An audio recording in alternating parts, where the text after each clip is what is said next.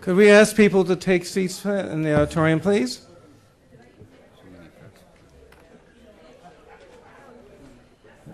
I think we will be about 5 minutes before we get people in.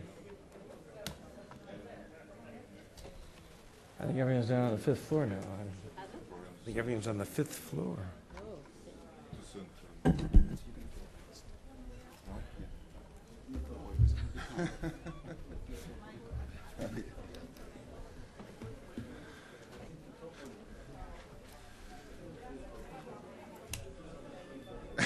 Heel even mijn arm. Have you met with people from OPIC before? Yes. Good. Jim Williams? This was a year ago or 2 years we were doing OPIC. And the gentleman that was there was actually about to leave the OPIC at the time. And I actually had my business card, their business cards at the hotel. We met at the time. Have you done anything? Yeah, we have a building materials company. Oh, okay. We have No lo leí, lo escribiste todo, no leí nada. We have a few additional applications. So, yeah. We've done some, not a lot, not as much as I think we could. When you see this, Sure. And you gotta have more opportunities. Okay. That's why I'm here. I think there's a lot more that we can do. when you see this, you know, just a couple of minutes. Okay. Fala português? Fala português? A primeira vermelha do lado direito.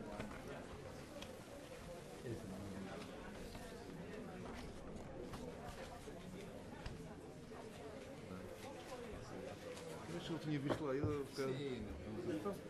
Sim, sim, na troca.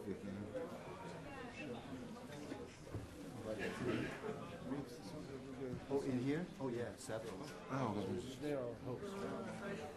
The embassy, that's correct. Well, the original idea was USA onde é que tem a conta? operation of their partnership. Then they asked the Chamber of Commerce to sort of come in and Não é nova. principal funders, and then there's also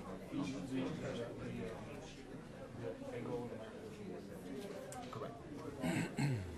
Which is sort of, that's Ambassador Paul here, and I sit on the board of that as well. So it's sort of like the organization that's put this. Muito impressionante. The funders are basically mostly De Angola, no. É mês e meio estive no Porto.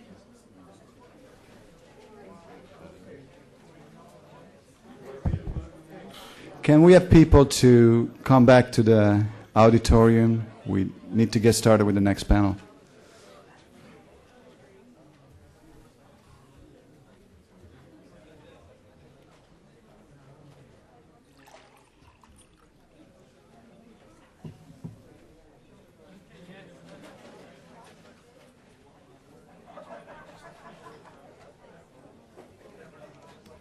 You're going to say something?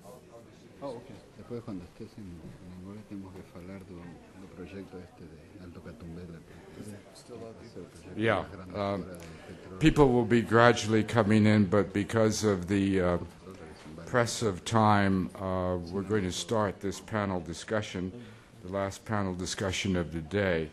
And it's my pleasure to introduce my very good friend, Filippo Nardin, who is president of the Angola Educational Assistance Fund, and he's also vice president for international relations at Citizens Energy.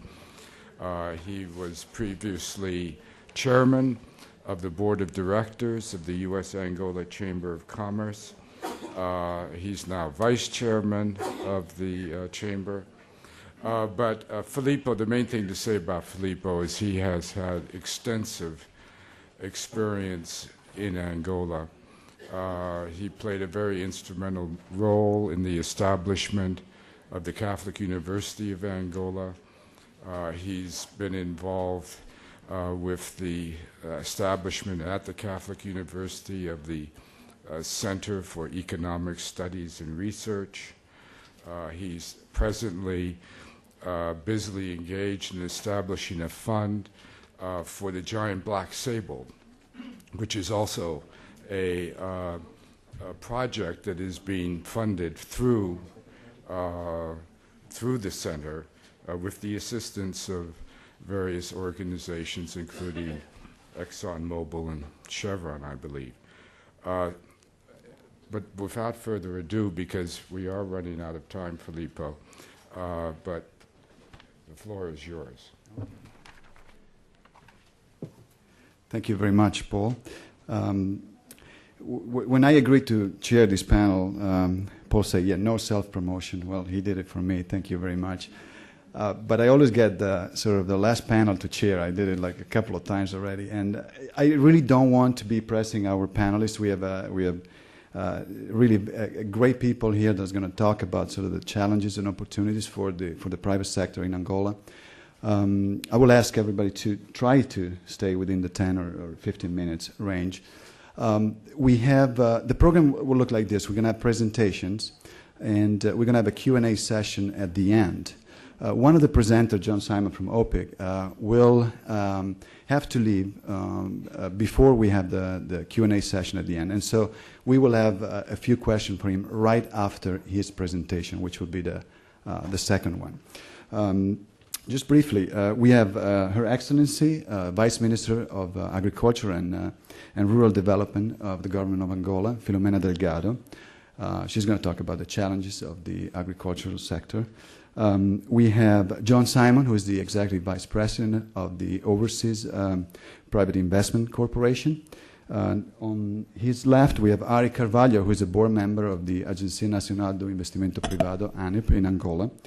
And we have Jorge Hover, who is the CEO of MITC, an umbrella group of organizations very active in the private sector, non-oil, non-mining in Angola. And Emilio Pinheiro, who is the CEO of Banco de Fomento de Angola.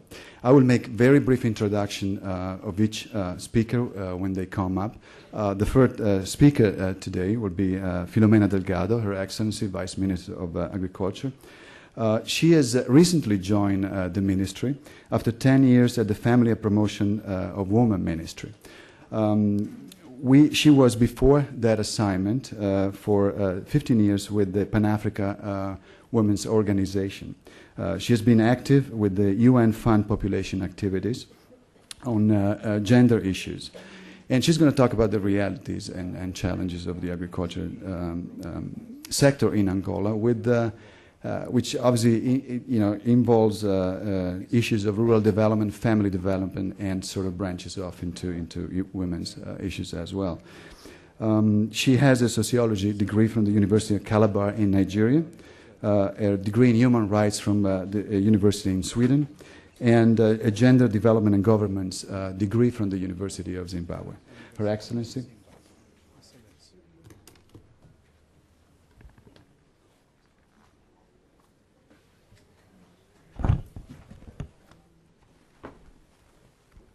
Thank you, Filippo. Good afternoon, ladies and gentlemen, excellencies. Não é fácil ser dos últimos preletores. Há vantagens e desvantagens. Uma delas é que alguns aspectos já foram discutidos e então também ganhamos um bocadinho de tempo. A minha apresentação não vai ser muito longa. Mais do que palavras, eu vou apresentar alguns números para podermos situar quais são as realidades do setor e quais são os constrangimentos, quais os desafios, em que áreas é que nós pretendemos o investimento. Como foi dito desde ontem e hoje, durante as apresentações, nós vivemos um período bastante conturbado em relação à guerra, e mais do que qualquer outro setor, a agricultura sofreu bastante com o efeito da guerra, principalmente no tocante ao êxodo rural, as minas, enfim, muitos fatores que contribuíram para que a agricultura não tivesse desempenhado o seu papel relevante na sociedade. Mas, para além do petróleo e para mim, sem puxar a brasa para a minha sardinha, é o setor mais importante, não só sob o ponto de vista alimentar, mas pelo peso que desempenha na economia do It nosso also país, tendo em represents conta a que important segment of our population in Angola. 60 or 70% of our population relies on agriculture for their living. After the independence, we try to restructure this sector along a strategic vision so that agriculture could become one of the prime elements in the development of our country. You can see here as examples of the efforts developed by the Ministry of Agriculture and the government are now making in order to rehabilitate the infrastructure and so as to allow agriculture to play its due role in our economy. This is in the province of Huila. We have from the first to the last image, last picture on the upper right-hand corner. Angola, at the end of the war, now is enjoying appropriate conditions for greater investments, for stepping up of the development and intervention of the state as we define policies and strategies for development, particularly to provide greater activities of the government and the war on poverty and the development of rural communities. Concerning the macroeconomic, we have a few strong points, some weak points, some constraints and advantages of the sector. In this connection, we can say that we have very good conditions for growth. Strategy for the government is very adequate. We have good weather conditions for agricultural production. We have good quality in our environment. We have a new open mind concerning the development of the country. We are creating new ways of organizing the agricultural productions. Concerning our shortcomings, we have very little training of our local rural populations, no roads or very few roads that are passable. We have insufficient storage facilities, inadequate infrastructure, social fragility of our society in the rural area, the tremendous expense of our territory, and a very frail agricultural structure. We have an internal market that is rather sizable. We're trying to rehabilitate the productivity in this sector, trying not to make the same mistakes we made in the past. Our foreign market is now more open to new ways and means for the development of biodiversity, agricultural and organic agriculture, integrated production, and the tremendous potential of our country. Now, concerning the constraints, we have HIV/AIDS, which is a serious threat to our population. We have problems, deleterious effects of globalization. We have competition from our neighboring countries that have better agricultural structures. And we have the marketing and access to market systems, and also the imbalances between the distribution of population between the social area, the population and the rural area and the countryside. We only produce 46% of our needs and the rest is financed by imports. You see here a reflection of our area of agriculture, cattle raising and forestry. we see the growth of da alimentação dos produtos cereais, principalmente em relação ao milho, que está corn and grains, that's in white. Rice is in red. da produção do nosso país. Beans in black, and you can see here that we are experiencing serious production shortfalls. It would be unnecessary to read all the data. You will have access to them, but we can show you the grain results in the 2004, 2007, and we can see in boldface the needs that are not yet met, and we have tremendous deficits in all areas. Esta imagem mostra-nos This alguns is efeitos no sentido da produção, a depiction of what we are doing, the kind of tools we use quer a nível da irrigação e for irrigation, for plowing, and then we can see the effects that estes gráficos também of such techniques.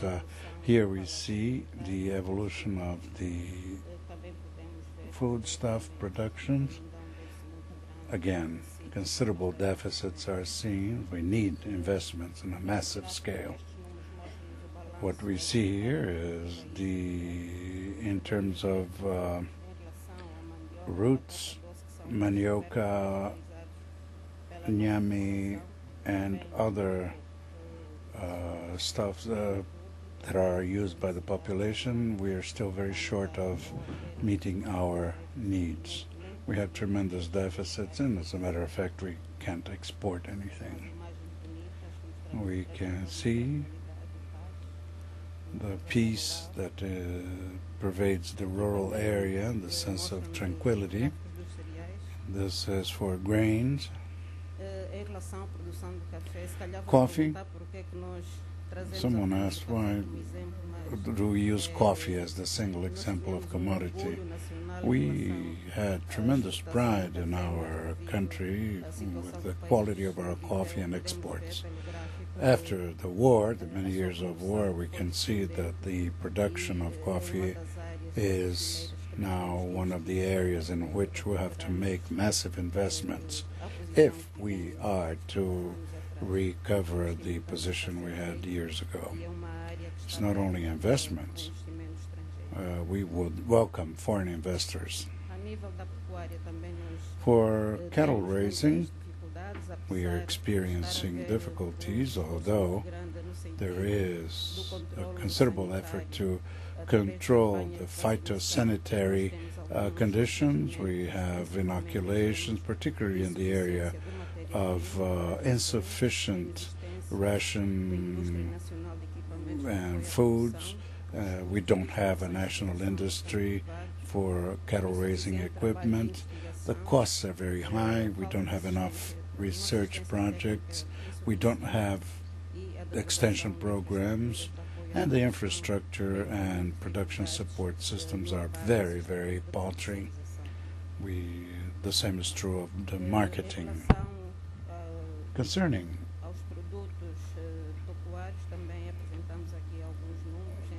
cattle raising, you see swine, beef, poultry, and the totals for 2006 and 2008. These are estimates, of course, but they show that we are still falling short of our needs, and this has a negative bearing on the nutrition situation for Angolans. In the face of all this, we decided to map out a strategy of development. Not unlike other programs, we have certain constraints, and we also have some positive results. Essentially, we don't have enough raw material. We don't have an industry for this, for equipment, and we have problems with the degraded infrastructure, and the strategies involve the revitalization of rations, the industry of rations, the production of cement, and the creation of various mechanisms to support agricultural activities and cattle raising, together with investments in rural extension. We have to pay more attention to some of the more traditional aspects of our production, the creation of a whole network of projects that are proposed by the agricultural development stations. Concerning forestry, although we have some good indications, this area has experienced problems, particularly because of lack of capital and obsolescence of equipment and transportation and processing of lumber. We have very few adequate roads. So our ministry is also investing in research. We have very few minutes. I cannot go into details here, but as you see, some centers are now getting the necessary equipment for some form of quality control of our cattle. There is also public investments in the area of irrigated areas. My colleague from Public Works has already alluded to this. We are working hand in hand to recover some of the irrigation perimeters. We have Kwanza Norte, Kwanza Sul, Luanda, Benguela, Huila, Malanje, Kunene, Kwandokuban, and Moshiko. These are all areas that are well underway for their rehabilitation. Others are still awaiting the necessary investments. So, our main guidelines involve the creation of public investments, attraction of public investments, support for the introduction of private investment, activities for new seeds, the development of foreign or rural commodities, the coffee, the rehabilitation of the coffee industry, and the development of a strategy that was developed not long ago in order to wage war on poverty and unemployment. A very important strategy, because this will ultimately reverse the rural exodus on the one hand, and then will also foster conditions for a better standard of living for rural Angolans. There are three mainstays for this strategy: the development of the rural areas with adequate roads, electrification, rural pathways, tourism, education, health, etc. Anything that has a positive impact for a better standard of living for Angolans. Maybe many of us will leave the cities and go to our beautiful countryside. Second mainstay has to do with the development of family farms and also development of agribusiness with the contributions from public and private sectors from other countries. The development of our agricultural research development. So we want to create new systems for the development of this sector, and aside from this, the actions that we have listed, we can also bring the contribution of other sectors from society as a whole. What we see in Angola today is promising in the sense that we can trust that in the future there will be a better Angolan and better opportunities for investments. We are based in a very large extent to a patriotic appeal. We are Angolans, we are now enjoying peace, and changes that will be effected on our mindset will enable us to really become a good country to live in. And emphasis on good government, although that's not yet fully crystallized. Without the political will, we would never have had so much progress as we have seen in the last 5 years. We have greater respect for human rights, freedom of the press as part of this program. We're now consolidating new public-private partnerships in order to recover the time that we have wasted in the past. In this connection, let me make an appeal to all American investors and those, not only those who are in the forestry industry or in the agricultural industry, to make investments in our country. In Angola, we say we are together. This means that in terms of national unity, we are working together to develop our country. And this is the message that I'd like to leave with our brethren, friends from the United States for Angola. Thank you.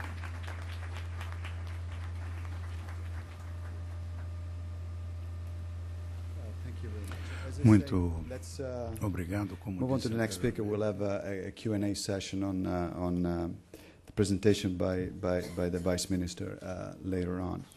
Our next speaker is John Simon. He's the Executive Vice President of OPIC. He has joined OPIC in April 2006. Prior to that, he was with the National Security Council in a variety of roles. And prior to that, he was Deputy Assistant Administrator at the United States Agency for International Development. He has a bachelor's degree in Princeton and a master in Public Administration at Harvard University. We really look forward to his presentation on OPIC's experience in Angola. John. Oh, and I forgot to mention that we'll have a brief Q&A session with John right after his presentation. Thank you, Filippo, and thank you, Madam Minister, for that wonderful presentation. Thank you, Ambassador, and I'd also like to thank the Angolan American Chamber of Commerce, USAID, Chevron, for giving us the opportunity to discuss the challenges and opportunities of doing business in Angola. The Overseas Private Investment Corporation of the United States is the U.S. government agency responsible for promoting social and economic development around the world through private investment. We do it through various products. We started with political risk insurance, basically providing American investors with comfort that if their investments were rendered valueless either through political expropriation or political violence or the inability to convert their profits back into the U.S. dollars, we would cover that risk with a political risk insurance product. Since then, we've also done financial guarantees, and we've done investment funds. In fact, we have 4 investment funds that are actively investing in Africa, including one that is focused heavily on South Africa and Southern Africa, including Angola. So we're very active in the region, and as the U.S. agency responsible for interacting with American investors, we have a fairly good view of the question before the panel, challenges and opportunities to business in Angola. And our answer is yes, there are fantastic challenges and fantastic opportunities, both. And I think we can speak a little bit about both of those today. The first challenge, obviously, to doing business in Angola is its situation as a post-conflict country. That has a challenge that I think the Minister was very articulate in expressing in terms of its impact on the infrastructure and the institutions necessary to do business, and it also has a perception challenge. I think part of what we're trying to do here is to make sure that to the extent there is that perception challenge, we're able to ensure that the business community understands the reality as much as opposed to just the perception that exists out there. And I'll leave it to, hopefully I was not here for the earlier sessions, but I hope a lot was done to eliminate any misperceptions that might be out there for the benefit of U.S. investors. From our perspective, though, there are several other challenges that exist and that we think agencies such as OPIC, agencies such as USAID, and the U.S. private sector can be a part of trying to mitigate. First and foremost, there's the challenge of finding a partner for U.S. investors. We've had many investors who've taken a look at Angola and have had a difficulty identifying local partners with which to work. In that regard, one project that we've done that I'd like to highlight that benefited from work that Chevron had done was one avenue in terms of mitigating that issue. And we actually financed a company called S&M Pump, provided both political risk insurance and financing to this company that basically provides motor and pump services to the oil industry in Cabinda. And the project is beneficial on several fronts. It generates local employment, facilitates the transfer of technology to Angola, essential for the development of its infrastructure, and it is a critical new investment in the country that builds up the capacity of local partners. And really, this would not have been possible without the effort of Chevron to develop locally what it had otherwise been importing. And I think that's a critical element that we need to look at for all the players in the field to identify ways that they can improve the local capacity for production as opposed to relying on imports. The other aspect of a challenge in terms of the local economy that we see is diversification away from the investment point of view away from just oil. And we have focused very heavily on trying to promote projects that do just that. We have a building manufacturing project in Angola, Afritrac, that helps build molding for concrete blocks, storage, and has a concrete batching plant. And we have many other building projects in the pipeline. And these projects are fundamental to generate employment outside of the oil sector and generate investment outside the oil sector. And we see tremendous demand in that area. And I think it's a credit to Angola's current economic situation that, in fact, the building industries are going great guns. And from our perspective, we like I say, we have a growing pipeline in this area, and we see, and the projects that we've done in this area have done very well. So we hope to see more of those. However, to get projects off the ground, it is critical that the procedures that investors and entrepreneurs need to go through be as streamlined as possible. And there, many of the investors we have who've taken a look at Angola find that they face serious challenges in terms of the days to start a business, the cost to start a business. Now, anyone can go to the Doing Business indicators on the World Bank's website and see what the numbers are. They are not pretty, but from what we understand from our investors, they do reflect somewhat of the reality. 124 days to start a business, which basically puts Angola as 170th out of 175th in that category. Nearly 500% per capita income to start a business. And the overall rank of doing business is about 156. Those are all areas where we, as an investment promotion agency, see that when there's progress in those areas, you see significant results. And like I say, we've had many investors come to us looking at Angola who've been dissuaded once they look at those numbers. That being said, like I say, we have other investors who are not dissuaded at all, and by and large, those investors are doing quite well. The opportunities that we've seen in the country are particularly large in construction. Like I said, we have a building materials plant. We have several projects in consideration that are looking at housing, at real estate development. One area that I think has tremendous potential is tourism, both international tourism, but also internal or domestic tourism. My understanding is that it is very difficult to hold a hotel room in Angola. That you have to constantly be on guard that when you make a reservation, that your reservation will be given away. And so obviously that's both a signal of growth and an opportunity for entrepreneurs. Infrastructure. Clearly that's a challenge, as the minister mentioned, but it's also an opportunity. And we have several projects where folks are looking at the potential to upgrade the rail system in Angola. The port system also needs upgrading, and there's both the soft and hard aspect of that. The hard aspect, of course, is the cranes and the piers and the internal transportation within the port. The soft is the customs issues, and there are delays in customs that clearly dissuade certain investors. And the other area where we see tremendous opportunity, of course, is agriculture. And I think the minister's presentation did more justice to that sector than anything that I could say. The one thing that I would say is the issue of mining and demining is an obstacle that has to be overcome. And obviously, to the extent you can find clear land and demined land, that would be a big boon to that sector. And as the minister said, that is where most Angolans derive a living, and that is where we would imagine a tremendous amount of developmental impact would be able to be obtained. Let me close. I promised Filippo I'd be brief, and I think I met his expectation in that regard. But of course, I think in the audience we have more experts on the Angolan economy than myself. But let me close by saying that we at OPIC are committed to trying to find ways to support the post-conflict transition in Angola. And to the extent, as we've in recent years, we've been able to do several projects, but that's only the tip of the iceberg of what we imagine that we can do. And we are very interested in working with American investors, with Angolans who are seeking to find American investors to get investment moving, particularly in the non-oil sectors, investment in areas that can help diversify the economy, provide livelihoods, provide housing, provide essential services to the Angolan people. And like I said, I'll be happy to take questions now. Thank you very much, Felipe.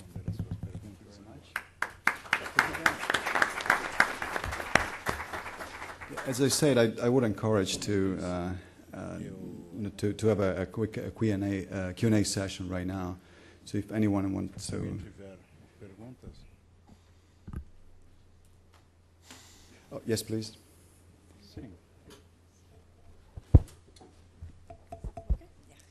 Hi, my name is Catherine Constable. I'm with the political risk firm Eurasia Group in New York. And I'm just wondering, John, if I could ask you, what percentage of the projects that you are working on currently and in the medium term, if you could predict, require political risk insurance? In terms of the ones we're working on today, I think it's fair to say 100% are looking for political risk insurance. I would imagine in the medium term, that would be true, for at least for either 100% or 90% or something close to that.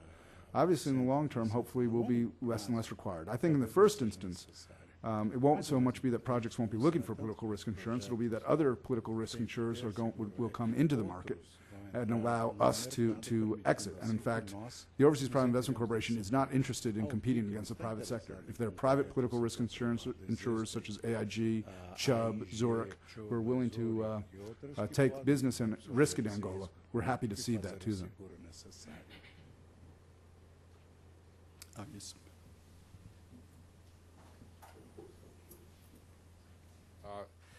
My question is about resources that are available through OPEC. I wonder if you could give us some idea of, do you have billions of dollars at your disposal? We do have billions of dollars. And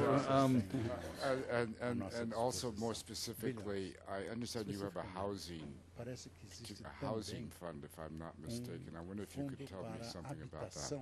Yeah, I can talk about both those issues. First off, in terms of OPIC's capacity, we have a limit on non-oil and gas projects of $250 million.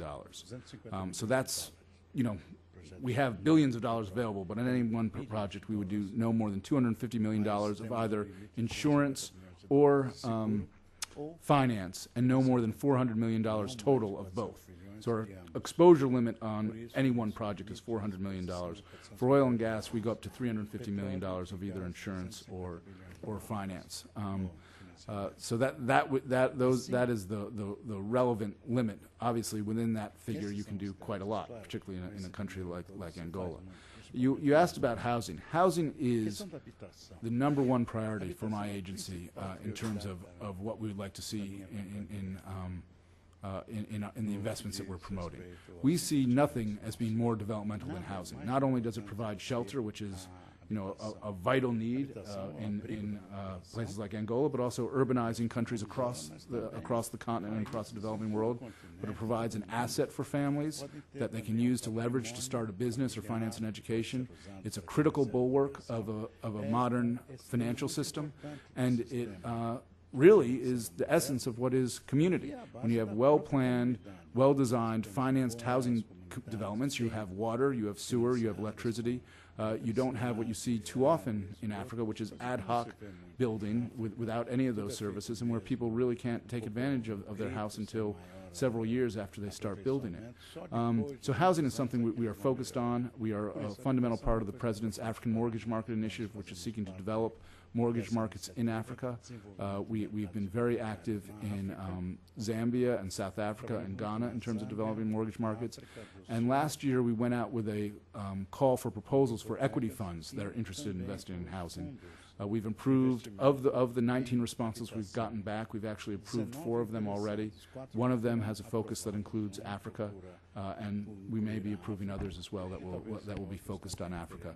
And those equity funds will make equity investments. We can only make directly debt investments. Those equity funds will make equity investments in low-cost, low-income housing. The other point I'd make is the reason OPIC is so focused on housing is that's an area where we have a real comparative advantage. Thanks to the U.S. government, which is where we get our money, we can go out long-term. We can match our financing to the life of the asset, which is essential for creating affordable mortgage markets. And so in countries where that does not exist, we can provide that and hopefully build a mortgage market.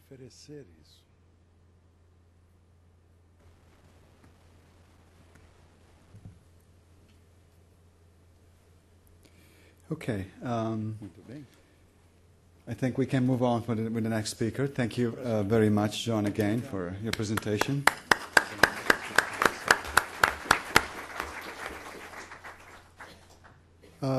Ari Carvalho is our next speaker, and Ari was telling me yesterday that in 2002 he went back to Angola just to visit his parents, and he ended up staying and taking up a job at a large infrastructure company as its CFO. And in 2003 he joined the board of ANIP, and he's going to talk to us about the Agency for Private Investment, which I think a few people in the previous panel and even in this panel have sort of put you on the spot, and you'll have a lot of explaining to do.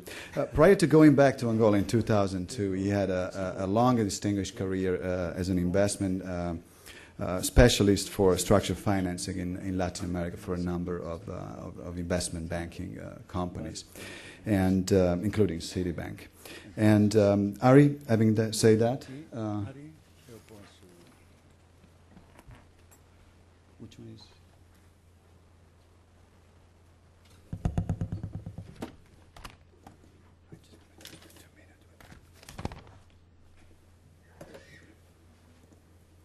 Okay.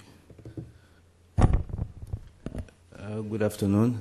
I'll try to be brief and leave more time for questions. My presentation is going to be focused today very quickly on 3 principles. One is to give you an overview what are the 2 main packages as you're thinking about Angola, and especially if you're thinking about investing about the oil sector. Before it even became famous and a module of saying that Angola needed to be diversified, the Angolan government in 2002 took the initiative of creating the ANIP, which stands for the Agency for National Investment. We basically call that we don't talk about oil, we talk about everything else but oil. Just to give you an example, I know we have talked a little bit about statistics, but it's just to give you an example in terms of the size of the market. It's estimated that Angola has a population of 14 million and to grow to about 16 million people in 2010, just in terms of demographics. We've talked a lot about it. I want to focus on the growth rate, GDP, for both of them. The inflation, which is, as you heard about it, the government has been very successful in stabilizing that, which I would believe they are key ingredients for private development in Angola. Exports, we export mostly oil, petroleum, diamonds, some fishing, some derivatives. Coffee is almost non-existent, but the U.S. is our biggest export destination, mostly because, obviously, that we export oil to the United States. China, France, Belgium, and Spain. Well, our goal is to, if you take this figure out, the United States is actually probably that will be 0, because other than oil, we don't export any products. So the idea is to diversify that sector in terms of that. We import. I will be repeating, but it is true. After a conflict of almost 30 years, after the constrangements that conflict has and also Africa has, We do import most of what we consume. We import pretty much everything. Portugal, because of the tradition and the relationship that we have in terms of economic and historical, is still our biggest partner. And then obviously we have South Africa, US, mostly because of some oil equipment, France and Brazil. We see a tendency of Brazil going up and South Africa also taking more a piece of the pie in terms of products into Angola.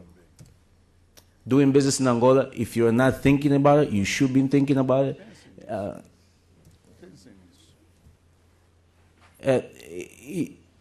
I am not going to try to tell you that Angola is the easiest place to do business with it. But I'm going to try to tell you that Angola is the place where you get some of the best returns in terms of investment in Africa. If you're thinking about Angola, you have 4 ways that you can set up your company. One is a representation office. This, according to Angolan law, only allows you to conduct commercial activities. Means that, for instance, this is very popular, especially with companies that sell equipment to the oil company. Basically, you're not allowed to sell anything. You're just allowed to represent the interests of your company in Angola. The last 3 are basically the most popular ways that you can come into Angola because it allows you and gives you the flexibility of establishing yourself into Angola. A branch office, joint stock, or a limited liability company. Just like the United States, our government likes to charge taxes. But we make it better and more simply. We have a flat rate of 35%, means that this is your tax rate when you're thinking about coming to Angola. It's not so bad. Now, and it will get better later. Just give me 2 more seconds. You even love more Angola than you do now. Capital gains, this is a tax that is charged on your gains when you sell assets. And also custom duties, as you can tell, that we have a range, depending on the products, it can range anywhere between 1 to 35% in terms of custom duties. So if you're thinking about Angola and you're thinking about costs, this is pretty much what you're going to look in terms of your cost structures as you're thinking about coming to Angola.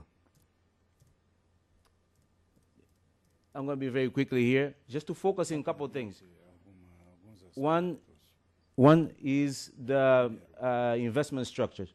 I just heard last week that Angola is going to invest in the next couple of years $3 billion in terms of recovering the infrastructure.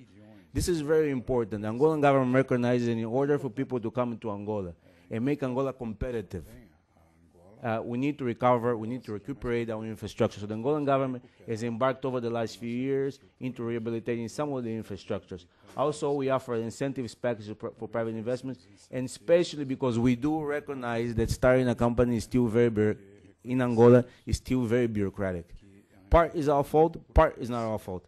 You have to look a little bit about the history of Angola. As we talked about earlier before, we have some new laws, such as the investment law and incentive law, that are very modern, very investor-friendly. But also, I still have some laws that were done 60 years ago when the economic conditions were quite different than we have right now. The second thing that we do provide, and it's a very important factor, and it was raised before, the Angolan government, through the Angolan Investment Agency and to the investment law, does provide security for property rights. But not to summarize, the Angolan government decided that it was very important to create a legal framework for investments. A process we are trying to be as straightforward as possible to expedite rules to make it more friendly to investors to come into Angola. It was then in 2002 that ANIP was created. We have 3 main responsibilities. One, all investment proposals that come into Angola, be they national or foreign, are approved by ANIP. The second is that we're responsible for promoting our country, coordinate all activities, and we also do follow-up services to investors in Angola. Just to give you an example, what happened from 2002 to 2003 in terms of private investment, and just to mention to you, we approve all proposals, be they national investment and international investors. 2003, the ANIP is created. We have about 99 proposals with an intent value of investment of 162 million. In 2006, we have 463 proposals, commitment for $794.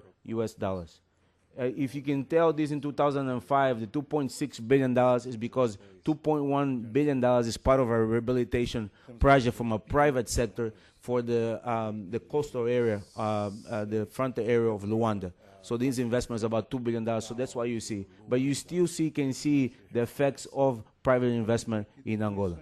And we see a trend, for instance, just in the first 3 months of this, we almost triple what we did last year in 2006 in comparative time. So we see that in spite of our difficulties, we are attracting quality investment into Angola. What sectors are most popular or more that we receive more investment? Agriculture, unfortunately, we received 22 proposals, about 2.7% of the total value of the proposals. We are seeing, obviously, as a country comes out of a national, going to a reconstruction process, we are seeing a lot of proposals in areas of construction, be they from private to public sectors. We are seeing, obviously, some, especially because what happens is, I give you an example. If you were to go from Luanda to the central part of Angola, which is an area called Wakukungu, which is very predominant, very important for the agriculture, before, about 2 years ago, it used to take you 16 hours in a car. 16 hours. And it will cost you maybe $8,000 to $10,000 for a 40-foot container on the back of a truck. Because the government has been investing a lot of it in rehabilitating the roads, now you can go from Luanda to Wakukungu probably in about 4 to 5 hours. Okay, so we're seeing quite a bit of investment, especially in the sector of transportation. Because as the economy grows, roads are reconstructed, more people are moving their goods and services to the road. So we are seeing some increase on those sectors.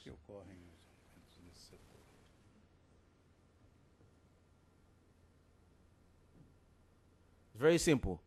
The law of Angola provides for 2 processes for you to invest in Angola. More than 5 million and less than 5 million.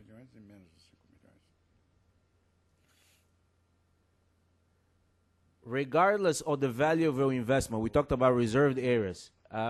Any reserved areas means, or any concessions. For instance, we talked about the hydraulic power, electricity, and some other concessions. They have to go to what we call the regime contractual, which is basically is the same procedure for investments of more than 5 million. Or if you are trying to do a joint venture with a public company, you also have to go through this process here. At ANIP, we do make less painful to do business in Angola. Basically, that's what you want. You look at Angola, I love Angola, I found a partner where I'm going to go 100%, and then I come to ANIP and I provide all this information. We want your bylaws of the company or any project that you have. We want, if you have copies on the contracts, if you are a single individual, we want your criminal background. This certificate right here is called Certificate of Social Denomination. It's basically, for instance, if you have a company ABC, we want to make sure that the ABC is the title of it, the name of it, is able to register in Angola. And then you have all the statutes or commercial registry of your company, and all this documentation needs to be translated and authenticated by the Angolan embassy, in this case here in the United States. One of the points that we see, it's very important. It's very easy to come into Angola and rush. One of the biggest difficulties that we have here is that people present all these proposals and they forget to get it translated and authenticated. Pay attention. Very simple. It is very simple. You put your documentations in ANIP. For more than 5 million, we have 15 days to approve, and I'll be very truthful, we're doing it in 20 days. The law says 15, we're doing it in 20 days. If everything is okay. For more than $5 million, depending on the nature of the process, it's obviously that if you are any bank, any financial institution that evaluates projects, if you're evaluating a project of $5 million and you wanted $40 million, you have some time issues and things that you have to go through. So by law, we have time of 30 days to approve of it. What we have been seeing depends on the complexity of the project. Okay, and that might vary from 40 days to 120 days. It all depends on the complexity of the project. After this, we send it to the Council of Ministers, and they've been very good at approving within 30 days after we provide the required documentation, or less.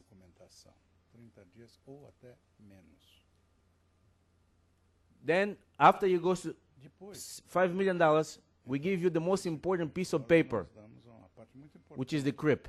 Without this process, you should not be doing anything in Angola. You need to go and receive the certificate. And this certificate allows you to do business in Angola. Okay? Also the same thing for the contractual regime. As you go to the process, you receive the certificate from it, now authorizing you to go to Angola. What we do with that, we send one copy to the customs office, the other one to the National Bank, and the other one to the ministry that you are in the area that you are doing business with. We also, obviously, we wanted to make it fun and exciting. We know that as a business person, you do not do business just because you love it. You want to make money. So we looked at what's most important for a business person, which is the bottom line, is profits. So if you invest in any of these sectors, agriculture, industry, fishing, civil construction, health and education, all these infrastructures and heavy cargo and passenger, you are automatically eligible to receive incentives that the Angolan government provided according to the law. What we did, the Angolan government, it recognizes that because of the conflict that we had, there were some areas in Angola that suffer more, and some areas that suffer less because of the conflict. So Angola was not divided by section in 3 important sectors. Sector A, which is called Zone A, are the provinces of Luanda, okay, Benguela, Lubito, some municipalities of Lubito, and Cabinda. As you can tell, these are areas that throughout the history of Angola suffered the less because of the conflict that we had. Zone B are the areas of some other areas of Cabinda. We have Kwanza Norte, okay? We have the Bengu, which is right next to Luanda, Kwanza Sul, and the Lunda areas, which are the diamond producing areas. And Zone C are the areas right here in the center of Angola, including Namibe, Malange, and Zaire. So basically what the government did was, let's drive investment to those areas the most needed at this point in time. So let's give you an example. If you invest in Zone A, you remember those that I mentioned on the first slide, the 1 to 35% in terms of custom duties, we will grant you 3 years of exemption paying customs and any of the equipment or raw materials for your investment in Angola. We already went from 35 to 0. Second, corporate tax, 35%. You will give you an exemption from paying corporate tax for 8 years if you invest in Zone A. For those we saw 35%, we're going from 35 to 0. Can get any better than that. Capital gains, 5 years. For Zone B, you have 4, 12, and 10, and Zone C, 6, 15, and 15 years. This is the idea that we have, is to make it not just, we can talk about bureaucracy, we can talk about other things, but we also we go after the bottom line, which is to make money. Atendendo a lucratividade, que é o ponto específico de interesse. Okay. Very simple. We get this question a lot. Where are the sectors? Mr. Vice Minister from the area of Public Works has talked about construction, services, agriculture. Obviously, it's a priority sector. Electricity and water, infrastructure, tourism, processing and mining. And as I said before, the list goes on and on and on. At ANIP, we are investor-driven. The investor comes to ANIP, we talk about with the investor, we identify the opportunities in investment, and we try to assist the investment as they come into Angola. Thank you for your attention.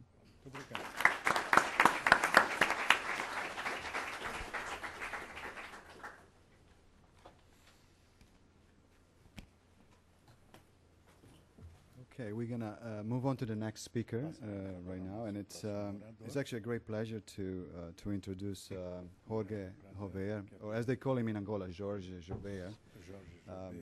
The story of how he ended up in Angola from Uruguay as a young man, it's a very interesting one, and if you ever sit down with him, have him tell you that story, it's pretty interesting.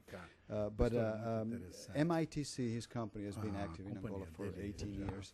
And, you know, sometimes with Paul we say, what do they do really? Because they do a lot of stuff, and they've been very successful. And today I kind of find out what we could call them. I mean, the fighter of Dutch disease, because they have been very active in sort of the non-oil, non-mining sector. They've been successful in those sectors that, you know, throughout the day-to-day, have we sort of seen how difficult, what's the challenge to diversify the economy, take it away from the polarization. MITC is a great example, and I look forward to Jorge telling us the story of how they do it.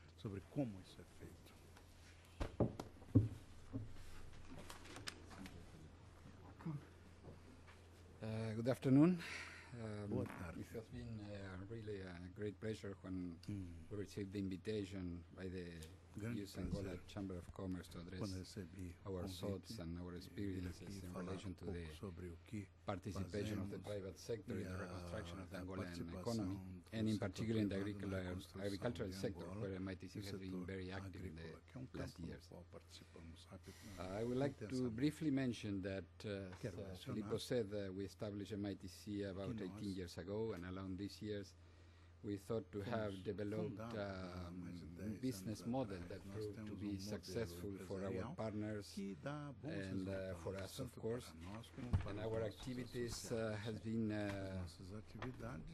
in various different sectors, trying to balance in risk and developing new opportunities along the way.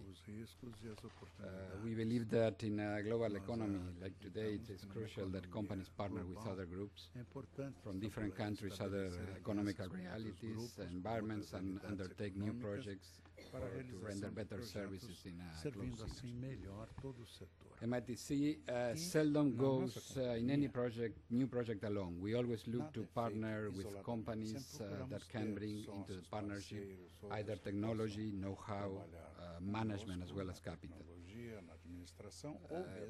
We can mention very few successful examples of this model applied in the last years.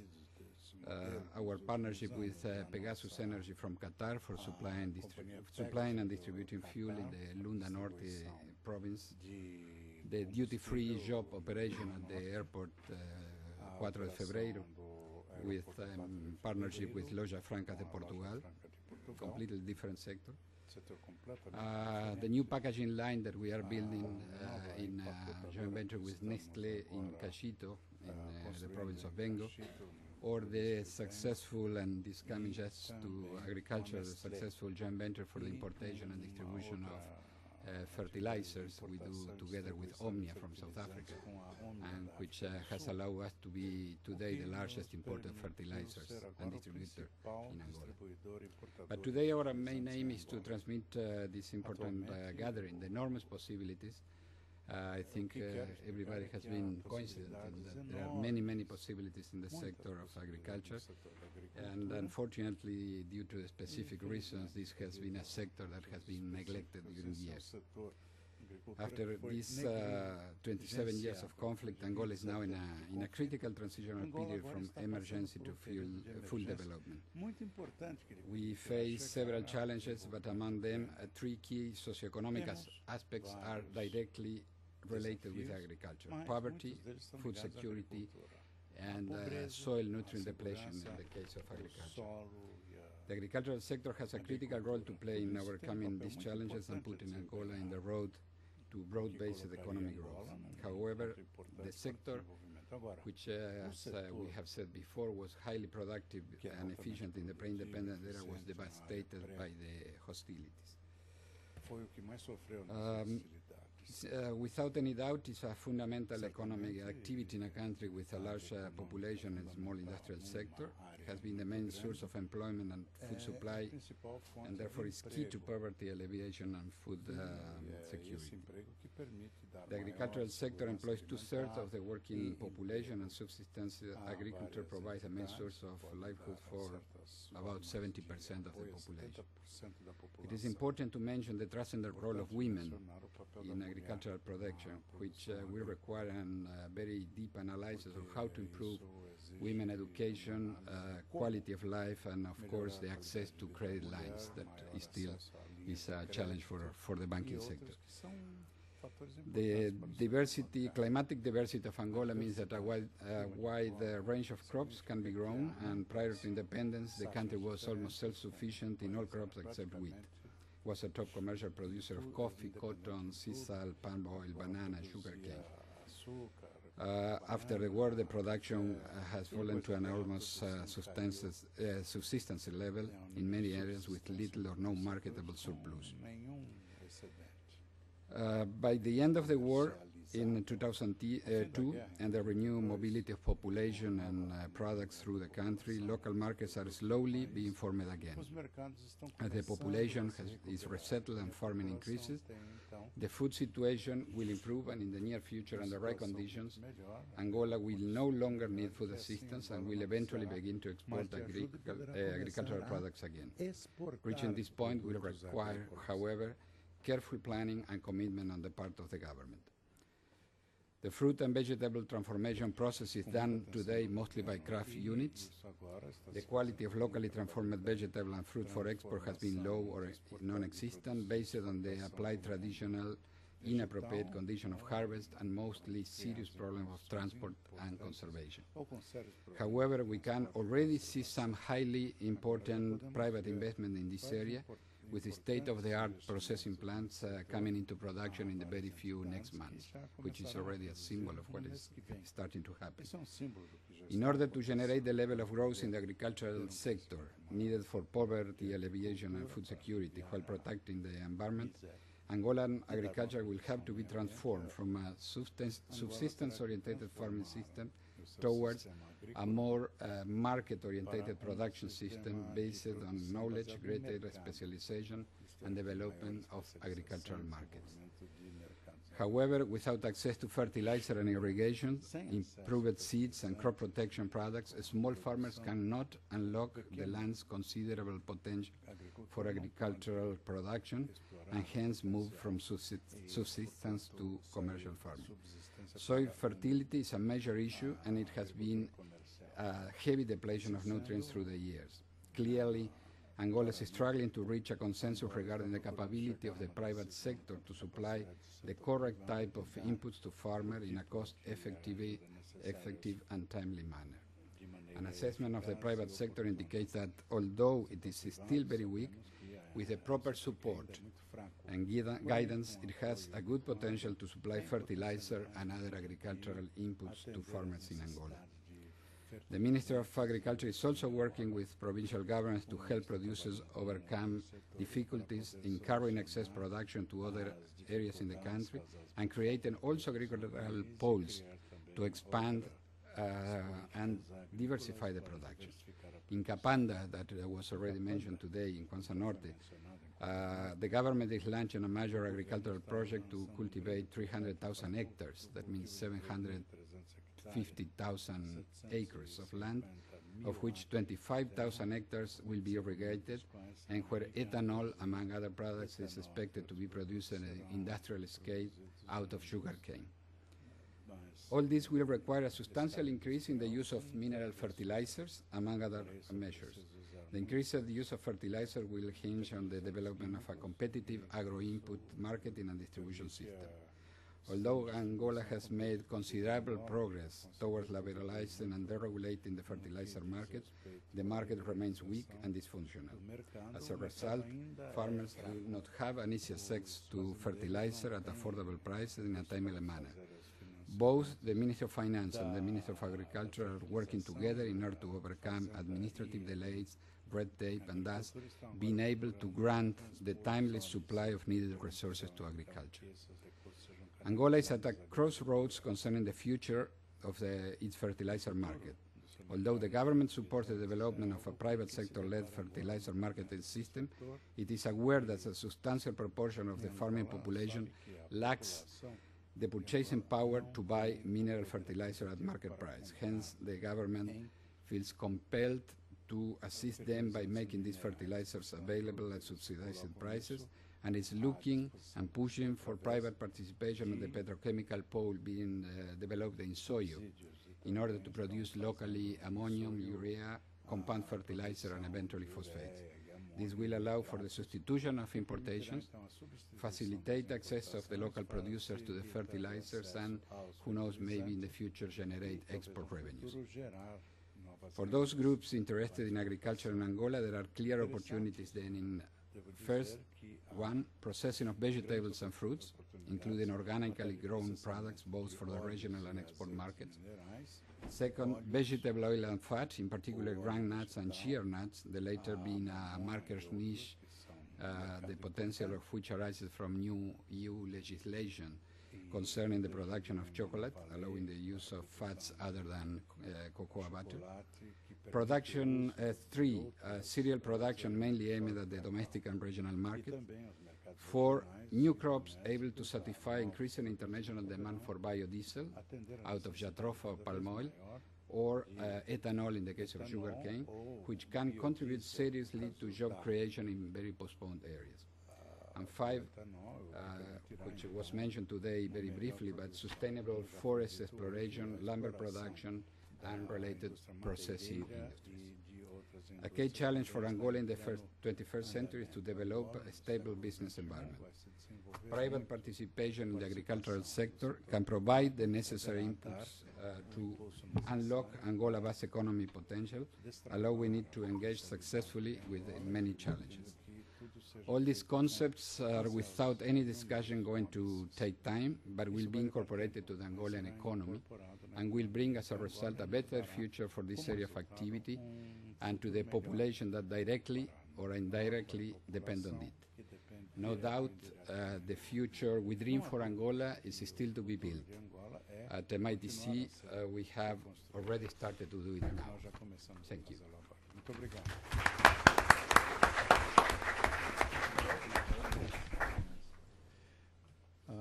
We can move on. Thank you, George. Move on to the last speaker of the day. We should be very supportive of him. Emilio Pinheiro, I know. He gratefully accepted to be the last one today. In any event, it is actually a privilege to have him here today talking about his experience at one of the most prominent banks in Angola. It is a sector that has grown considerably in the last couple of years, and it's going to be interesting to hear sort of his take on what is going on. Emilio Pinheiro is the Chief Executive Officer of Banco de Fomento de Angola. He arrived in Angola 2 years ago from BPI, the Banco Português de Investimento, who is one of the main backer of BFA. He has had a distinguished international career with BPI over the past 20 years.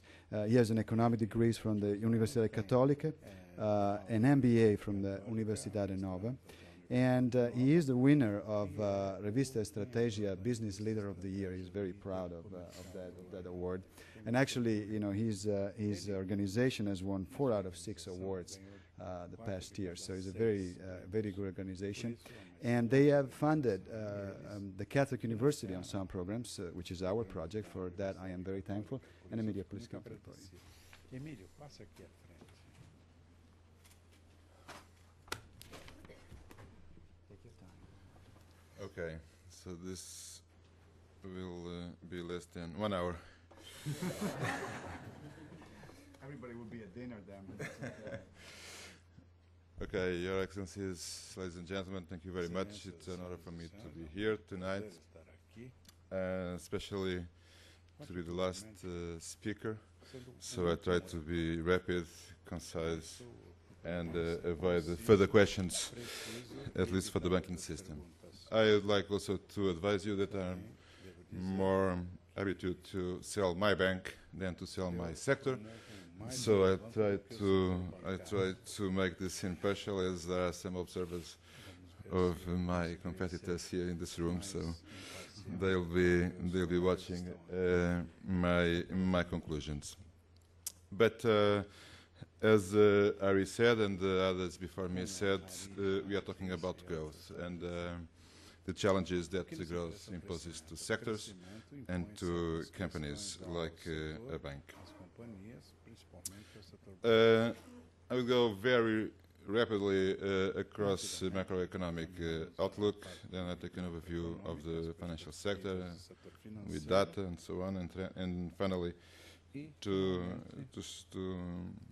discuss the major challenges that we in the banks face in the near future.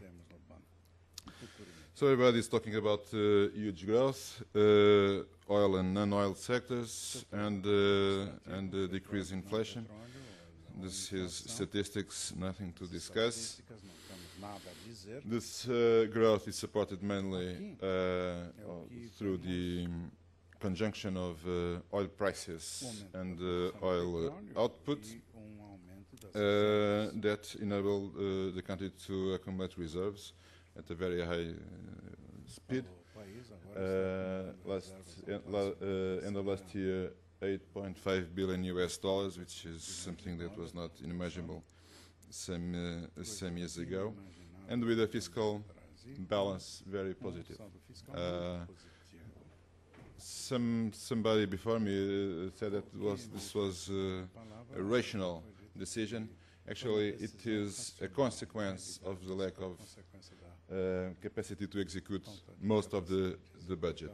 So even for 2007, the budget says there will be a deficit of 3.3%. Probably it will be something above zero. Now, I'm not going to discuss this, but macroeconomics are changing. For a while, Angola economy put the pressure on the theory of Mr. Phillips, a guy I met in the books when I studied macroeconomics, that said that growth and inflation, growth and decrease in inflation was incompatible. As we look now, we have a problem now. Inflation is rising, and the government is doing whatever it can. It is in his hand to put an end on this and reestablish the decrease in inflation, which is absolutely essential to keep macroeconomics in this very difficult macroeconomic environment. But put a hand and let this be manageable.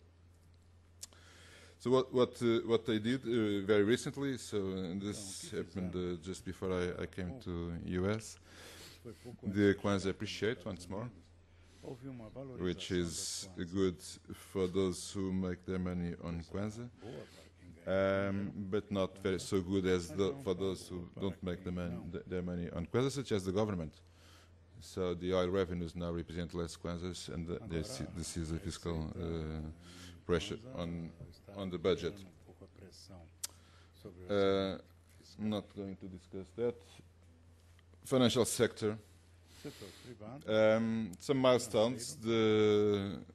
After the independence, and I presume even before, the banks were nationalized, just like in Portugal in 11 March 75. I don't forget. All the banking sector was nationalized. So thereafter, things started to compose it to get more modernized.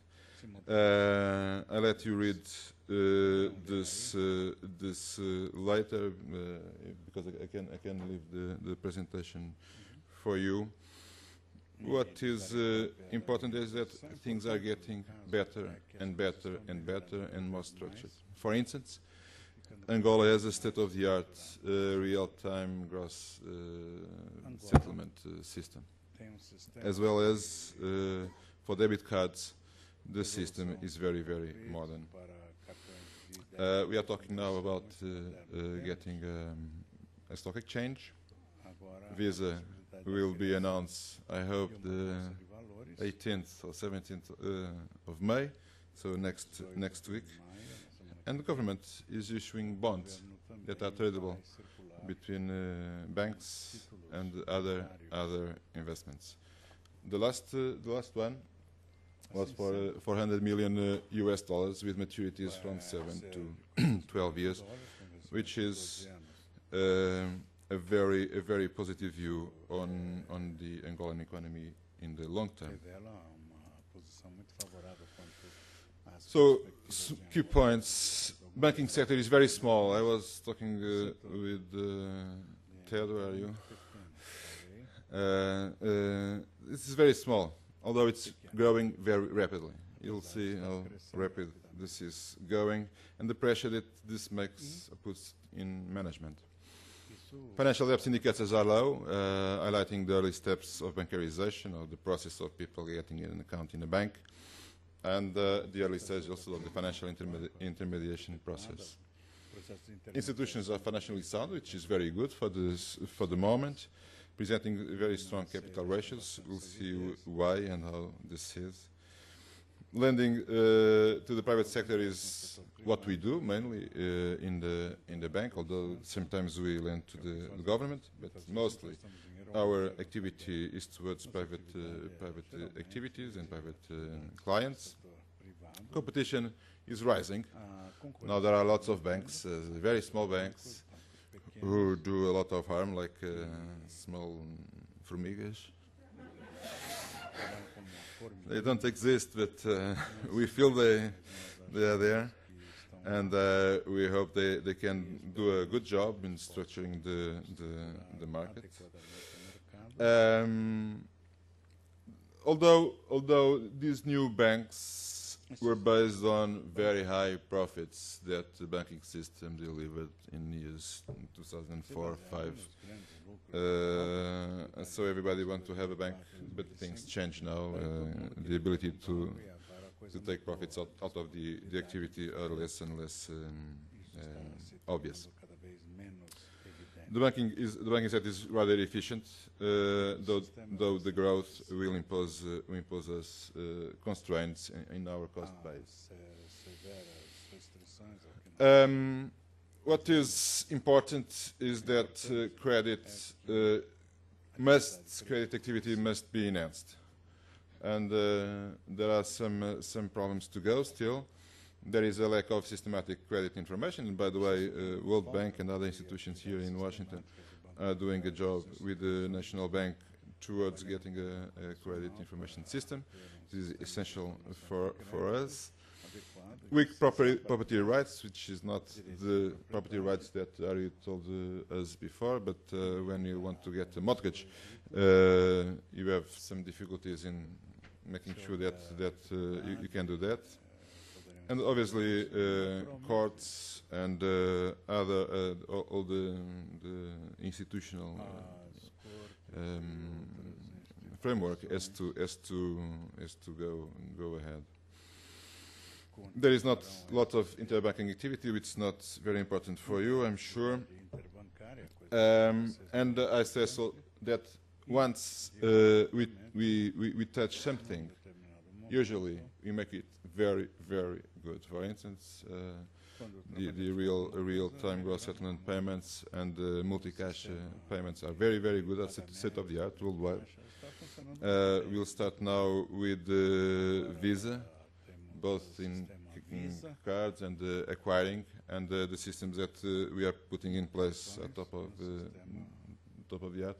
So each time we do something, we try to make it international standard. The last issue of treasury bonds was not international because we thought it was too soon, but all the standards that we put in place could make that issue international, invite international bankers to join us in that effort. This will come very soon. Now, how much minutes? You have a couple of minutes. 2 minutes? I'll give you the Okay, 2 minutes. Now, this was the story written. This is the story in pictures. Growth, strong growth. This is deposit, 79 per year. This is huge. And the private sector is leading. Actually, the figures, the percentages on the top right figure are not really correct. The state-owned banks decreased slightly in 2006, which was something that we could forecast. And the Kwanza is getting each time more presence in the economy, which are very good news for the country, and especially for the National Bank that can then apply its monetary policy, whereas when the dollar is king, they cannot do anything about that. On the credit, despite all the things I told you, this is growing also very rapidly. It's almost 60% a year. And year 2 private sector, private-owned banks are leading the path, and here Kwanzaa is playing a mixed role as interest rates increased a lot recently. There is room to go ahead. So if you have projects to invest, the deposit transformation ratio into credit is very low. So the banking system, most of the banks obviously have a lot of cash to lend. This is not a problem, and most of us have other sources of funding, so that we can finance most of the projects that are presented to us. Financial banking in Angola is obviously very small, as I told you before, but it's growing very rapidly. That's the key point. We can say that about 5.8 to 7% of the population have a bank account, and this is growing very rapidly. For instance, in my own bank, we end 2006 with 300,000 clients, and we expect to end this year, 2007, with 400. So to add 100 new clients during this year, which is very puts lots of pressure in all of us. This is the same view, or the same conclusion view from a different side. So through the GDP side, bank deposits on GDP, M2, which is a measure of money supply against GDP, private sector credit against GDP, and we here compare with peers. So this is the basic message is that things are growing systematically.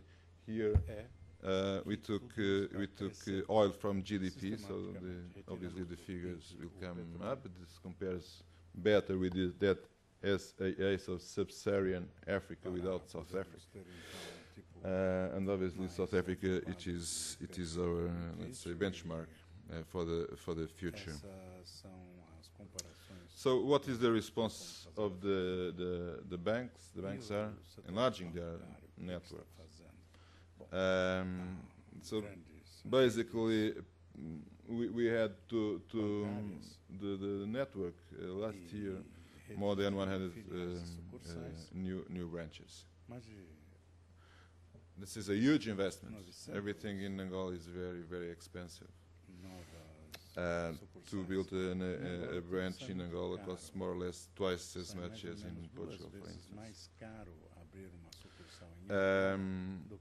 But the major pressure is on personnel,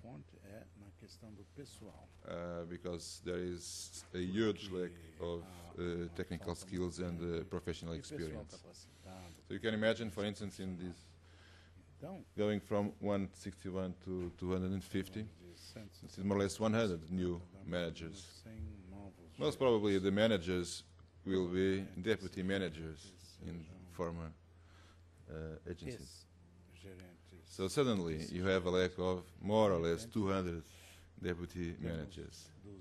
You have to give them managerial skills and technical skills, and we have very short time to do that. So this is one of the most challenging things that occupies my life, my day on day in the bank, is to balance the way people can do business and the way they do business. Obviously, this is growing, branches are increasing, and also segmentation. This is a new process. So now there are offers for different segments in the market. This is not reflected the investment banking operations, which are also taking off now. Very important. The growth in the sector is being accompanied by lots of electronic banking. So most of people have already access to a debit card, and the spread of ATMs and POS in the shops is increasing. So we are moving from a informal economy with lots of notes, banknotes. I invite you to visit one of our central treasury and see what is a factory of counting notes. It is amazing, but this will decrease as people begin to pay their expenses with cards. As you can see, from 2004 to 2006, the monthly average on the ATM network almost was multiplied by 7. This is really immense. Profitability is good enough, but although under pressure, and it is under pressure because the interest margin is decreasing and the overhead is increasing, although measured this way does not give the good conclusion. Now, 23% of capital adequacy ratio is really good, whatever the perspective you say. Oh, I'm sorry. Thank you. Thank you. 2 minutes. That was 10 minutes ago, I'm sorry. Changed it. It was 20 minutes.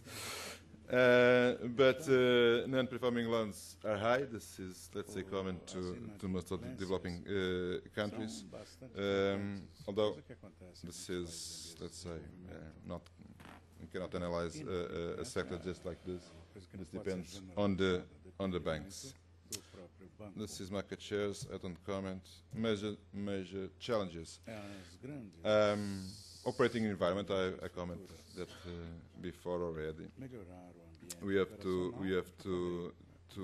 look to a more institutional framework, more compatible with more credit. One thing I heard very interesting from John Simon,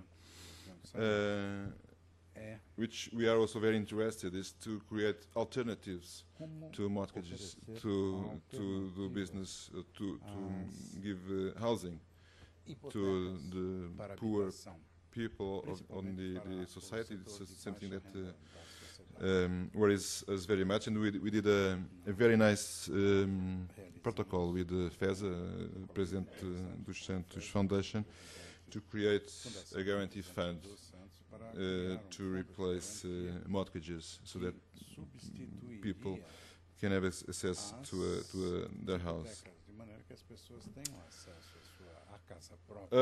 Government, there are lots of ministers here. Government should consider continuing issue bonds, although they don't need.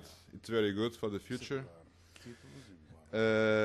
Accounting standards are getting better and better. So by the end of 2009, which is for this matter just tomorrow, we'll have international norms in Angola. So our balance sheets can be compared with any other bank in the world.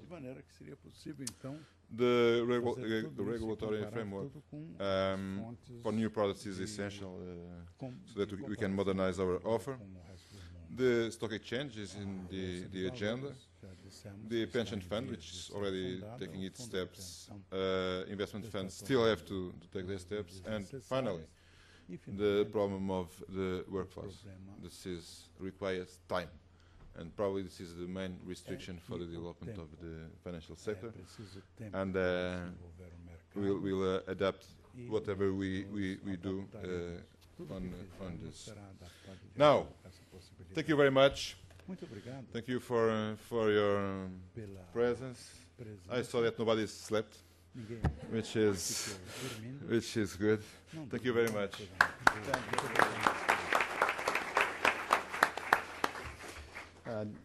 Next time you ask me to moderate the panel, I want 5 hours. Because it's really not great to have to cut down 5 great presentations like we just had. I know we're running really late, but I beg for a few minutes for, I may. Okay. So as we said, we can have a Q&A session now. I'd like to take like 2 or 3 questions or more if they are related to the one that have been submitted, and so that we can go through the panelists to a proper or address those questions, and maybe we can have like 1 or 2 or 3 rounds depending on the interest. So, Shika, please. Thank you. Shika, Good Works, Angola. My question is for Ari, and let me publicly acknowledge that you're one of the best promoters for Angolan business. I would like to thank you for that. My question basically is for you to comment on the unwritten rule in Angola for promoting local content, and especially where it comes to the splits. I understand that there's some unwritten rule for investing in Angola and going with an Angolan partner of about 49%. I would like you to comment on that, especially when it's a big investment that requires approval by the Conselho de Ministros. And also, this is very technical. Could you clarify if it takes 3 years to develop some industry, for example, and this industry is going to be in zone A or B with an incentive, tax incentive of 15 years, does the 3-year period for development also count? Is it discounted? What happens? Oh, Ari, hold on to that, and let me take a couple of more questions. And oh, Paul, yes.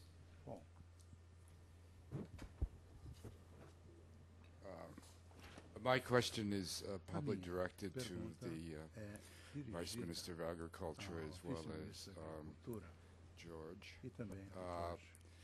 It concerns land reform, land titles.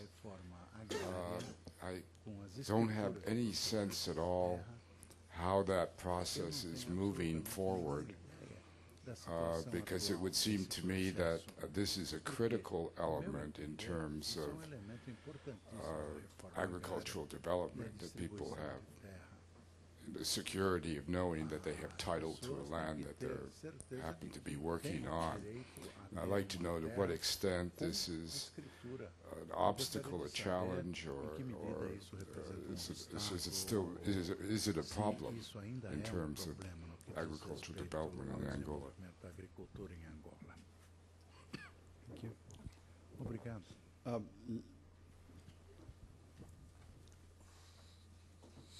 My name is Lago de Carvalho. I am here representing NALCO, Angola. My question is to the Vice Minister of Agriculture. It's the first time I see in a document a presentation regarding agriculture where you were able to put all that is really necessary to develop the sector. I have several times make remarks regarding the alternatives to the oil industry in Angola, and the only sector I see that have some alternatives is really agriculture. And when I mean alternatives, has to do with the possibility of creating employment, becoming an exporter, and then you have to put agriculture with in the industry. So you have to put the industry together with that. My question to you is, you were able to really list everything that is necessary. The impression I have is that you need much more than just the work of the Ministry of Agriculture.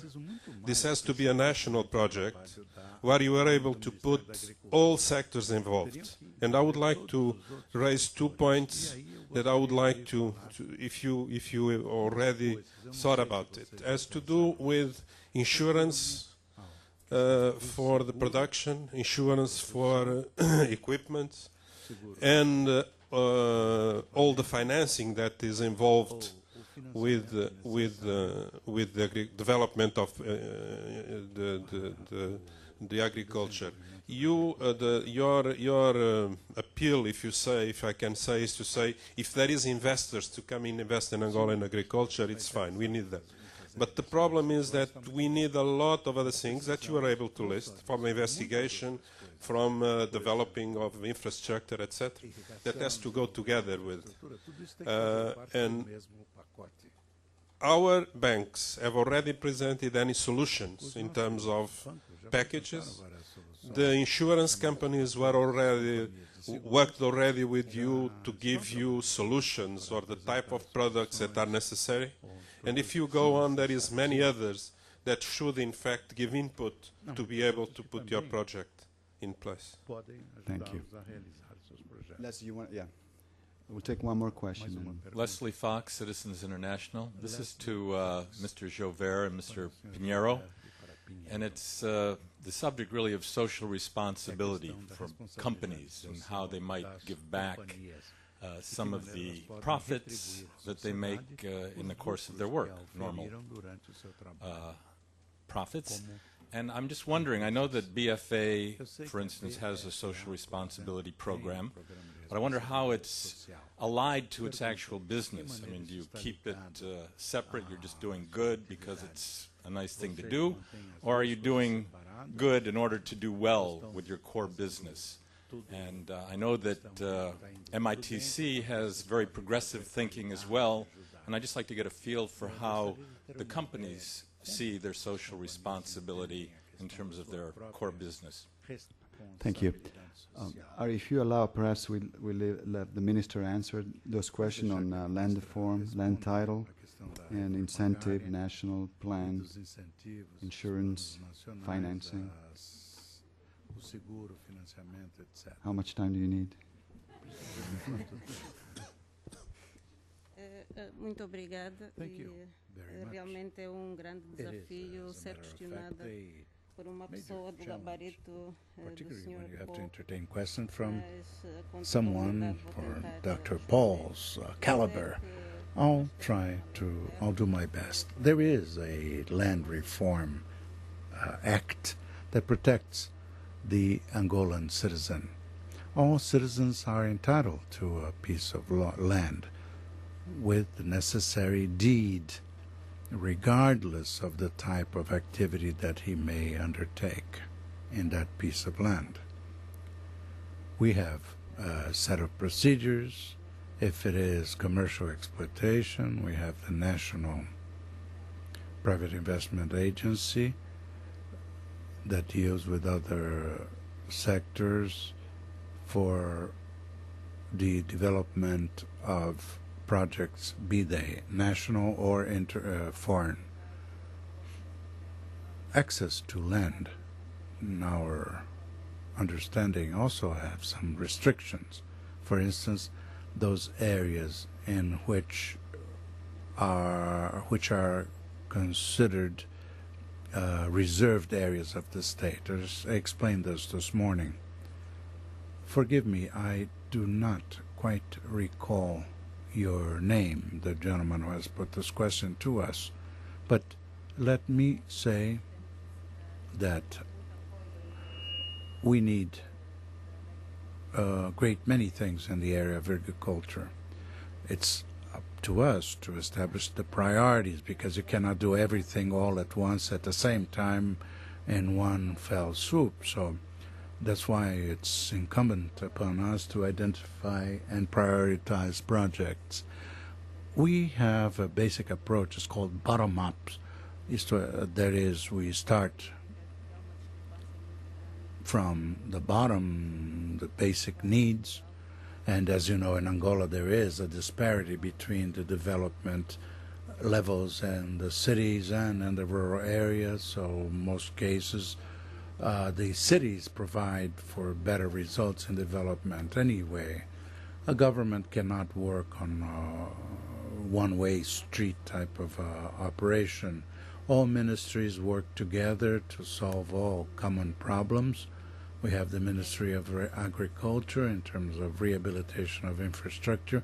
We have to work hand in hand with other sectors. In the area of public health, we have to work with them. And consequently, we have to create an institutional framework in which all areas can play their own role, but in a way that will benefit all the other sectors. Governments operate collectively. All sectors have something to do with the operations. Concerning insurance, the Council of Ministers approved a document that reflects our policy, our strategy, so to speak, on the issue of security of equipment, insurance for equipment that comes into the country. Thank you. Thank you. How do you want to tackle the question on partnerships, development, years of development? Quer falar sobre as zonas A, B e C? Quanto à pergunta em termos Concerning your question, unwritten law question. No que diz respeito à lei. There's been sometimes some confusion within the oil services sector, which has been having a very positive effect in terms of developing the Angolanization process in Angola. Especially in oil services, an area by which we do regulate it, not the oil exploration. There are some rules that of the 51-49%. In some of the areas we'll consider reserves, such as public services, like say, water and electricity. There are also some percentages allocated to state companies or state entities. So what my advice I give to investors when they come to this point is to take a look at the fine print on the contracts or the pre-qualifications to do so. Usually one of the first questions that if you come upon these kind of things is to ask, and most likely you come in when you are dealing with the public and private sector. In general, as a private investor, Angola does not have a written law that says that you have to have a local partner. But we do want companies to come to Angola to partner with qualified companies in Angola. Well, we don't want to get to a point that the government has to force it, because as you know, one of the objectives of the Angolan government is to grow the private sector, the national entrepreneurs. So we strongly encourage at this point in time, we don't want to make a law that requires that you have to have a partner for all sectors. You know, there are some sectors that you require, but most of them you don't require. But you would hear from me and anybody else that promotes Angola or is Angolan, that it's important that as Angolan grows, that Angolan companies also take place on it. So that's my question to that, my answer to that. Regarding the 3 years, unfortunately at this point in time, the development time is counted as part of your development. What usually we're advised to do is, because you can always come back for an increase in investment. Okay, and ask for an increase. Let's say if you have a project of 5 years and you have 3 years for tax exemption, you know, it gets to the second year, you have an increase in investment or something. You can always come back to us, and we do provide increase in investment. We've seen that. We've done that. Thank you. George, you want to, in the media, talk about interesting topic of social responsibility and yes, I would like first to finish maybe the reply to Paul about the property of the land, because I think it's necessary to distinguish aspects. And one thing is the aspect of the relation of the agriculture or the small agriculture, the camponés, with the land, which is protected by the law of lands, the ley de terras. But the government has also instrumented elements in order to develop the other ways or other forms of agriculture through the creation of Gesterra, that is a company that owns or manages at least the lands under property of the state, and enter into partnerships with privates. And this allows the development of special joint ventures. There are one case already working, I think, and there are many others being analyzed by Gesterra, which works very closely with the Minister of Agriculture, of course. And this is giving certain new ways of instrumenting or implementing the cooperation and the way of working in the agricultural side. Concerning the question of Leslie, I think what we would like to have is a guideline of Citizen International that has been many years working in this sector and most recently in Angola. We have been trying to do the best possible considering our implantation in the country. We have a very diversified activity. Of course, the social preoccupations are a main aspect of our relation with our people and relation with our country. And we have had different solutions for each case of our activity. One is not the same when we are trying to work with the industrial side, when we have our Bon Jesus, or when we are working in the agricultural side at 300 or 500 kilometers from Luanda. So part of this is what it should come out of our relation and the results of our discussions today and the ones that will hopefully will follow in the future, how to create the most efficient system of social responsibility to our people. I just also would like to add something to the agriculture discussion. I think one of the conclusions of this meeting today is that agriculture will be one of the most important sectors in the Angolan economy, and banks have to do something about that. It is also one of the most difficult sectors to finance. Therefore, at least in our case, we will create a specific department. We are in the process of creating a specific department for agriculture, going to bring experts from all over the world, Brazil for sure, and bringing partners to this process. We feel we cannot do this alone by ourselves. There are so many institutions in the world that want to give us a hand. We'll take that with pleasure. So most probably by the end of this year we'll have an agriculture desk in BFA fully equipped. At least to give advice. We cannot give the money, but advice we can give. Social responsibility for us, it is not a tax. Our policy was decided by us. The amount was decided by us, and the uses are also decided by us. And what we feel is that it is a contribution for making a better society. We don't have, let's say, direct interest in most of the things we spend with our social responsibility fund. Although, obviously, we try to do something that can fit our strategy. For instance, this agreement we did with FESA to build the housing for low-wage people. Obviously, it is very good for us because we'll finance, we'll improve, we'll get clients and so on. But the idea, and we put money. We put money in that fund, the money of this social responsibility, because otherwise, these guys would not have a house in the next 10 years. This way, they can have a house.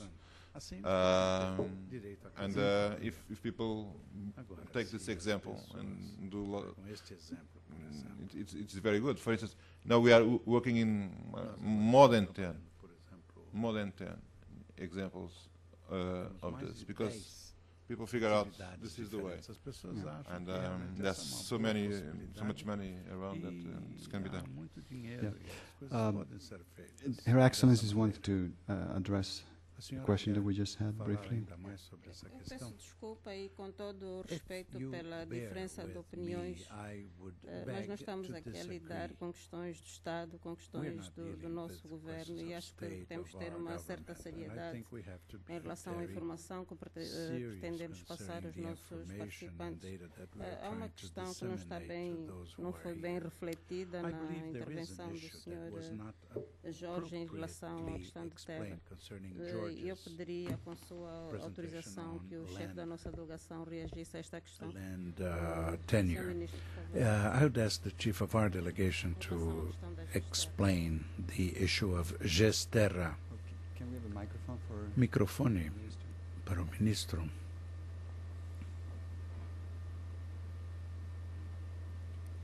Thank you very much. I take this opportunity. Muito obrigado. Neste momento, eu quero também usar 2 minutos, talvez, para dizer algumas coisas.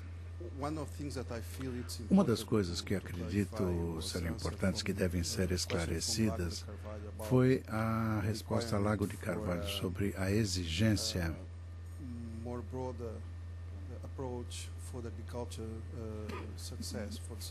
de que o sucesso da agricultura tem que ser abordado de maneira mais ampla. Claro, podíamos fazer então que o Ministério da Agricultura seja um grande ministério com possibilidade de trabalhar no campo bancário, and we saw that today with presentation of Vice Minister of Public Works that some of work is doing rehabilitation of roads, of canals for irrigations towards the improvement of conditions for agriculture. The banking system also works towards that. More recently, we created a new entity, a new bank, which we call BDA, Banco de Desenvolvimento Angolano, that will facilitate projects for agriculture in what the economists call, what do they call?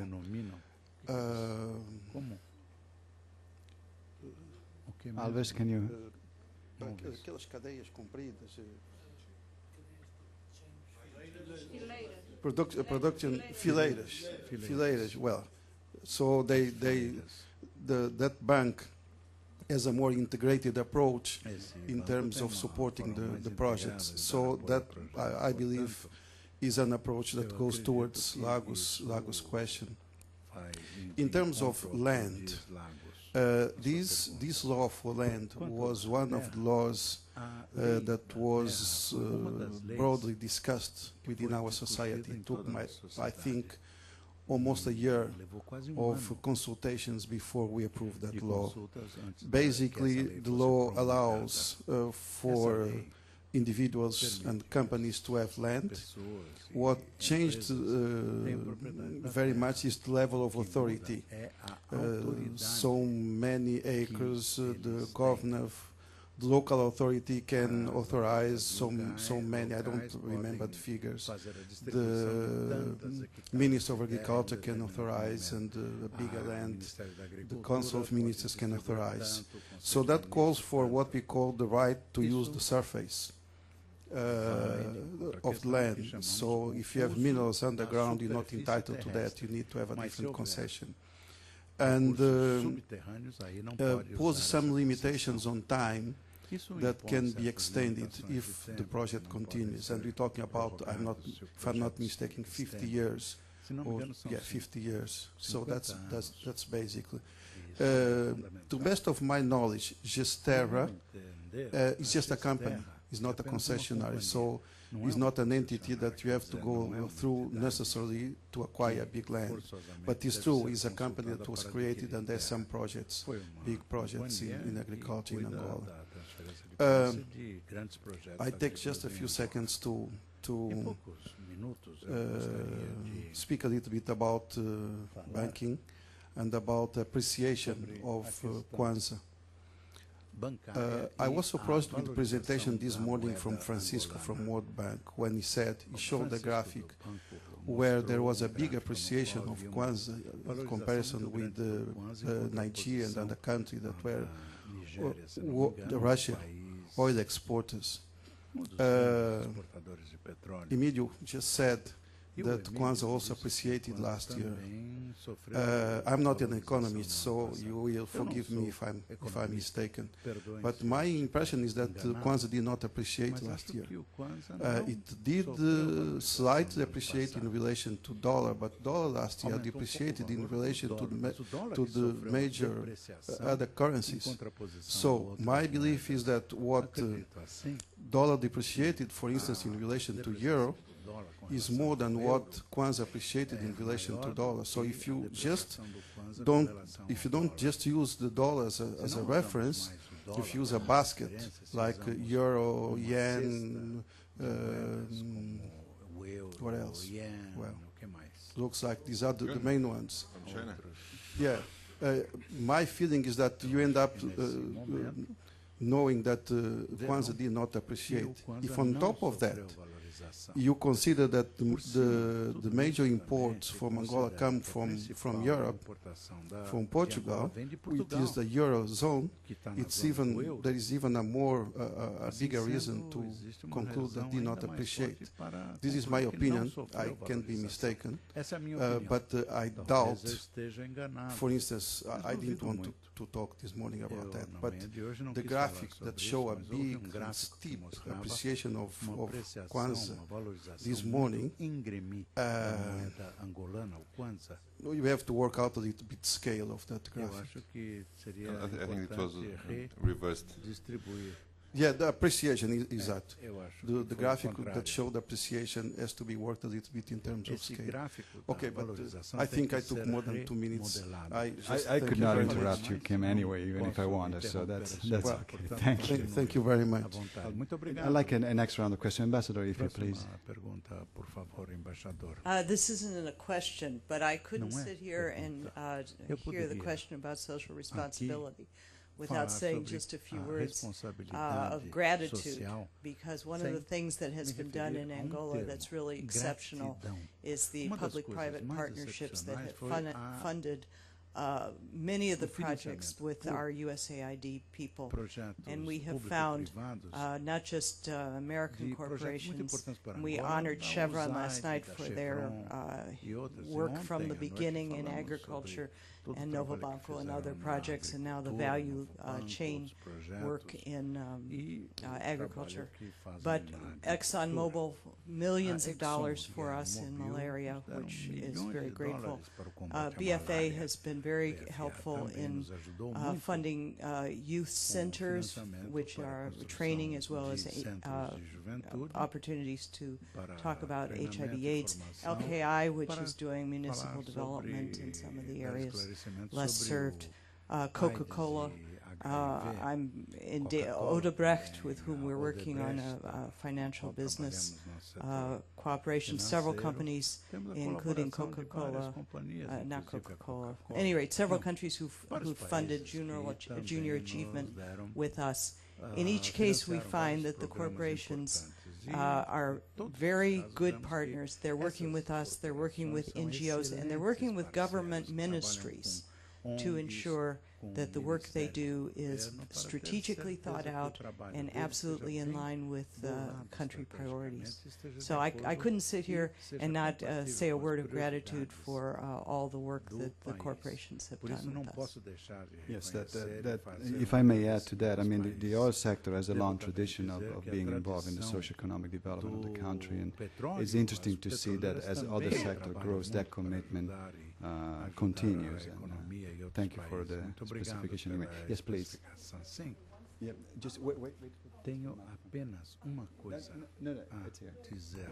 Hello, I'm Lois Tett from Majority and Women-Owned Businesses, and my main premise is the small businesses, and I haven't heard that discussed at all, even though you say it's a developing poor country, it's got to be a Gulf, rich and poor, and that's it. But you got to have a way to leverage this and grow the small businesses, empower the women. Is there anything going on relative to that? You said something about empowering them through education.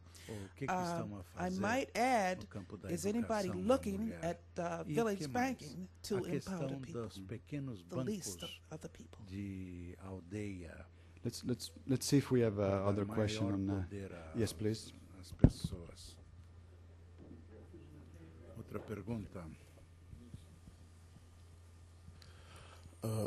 Boa tarde ou boa noite já. Meu nome é Luís Cito, eu estou na Embaixada de Moçambique. I am from the Mozambique embassy. First and foremost, my congratulations to my brothers and my friends, my former bosses, because I worked also in this area. 5 years is wonderful. 5 years of peace is wonderful. Twice as many years would be better, and peace forever is even better. I have a question I'd like to place to Dr. Pinheiro. What is your system for credit allocation by sector in Angola? And how do you see private banking and its activities and the vis-a-vis the priorities of the Angolan government? This question, I put this question to you because in certain cases in countries, private banking is less reactive or less proactive in terms of policies induced by the central bank. In other words, we see a disparity between what the central bank offers you in terms of cost of money and the banks that react and have rates of interest that perhaps go in a different direction or different sense. Can you explain this to us? Lamentavelmente, tenho que terminar esta discussão. O Banco Village, microcrédito e as outras questões.